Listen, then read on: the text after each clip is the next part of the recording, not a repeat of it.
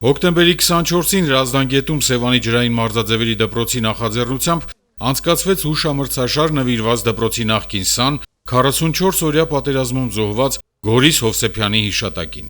Մենք հրավիրել ենք Երևանի Հրազդանի թիմերը,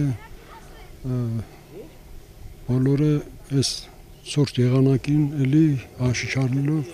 իրանք ներկա են մեր մրցուների մասնակցությանը։ Սրանով մենք մեր հարգանքի տուր ենք մատուցում 44-օրյա պատերազմի զոհվածների հիշատակին։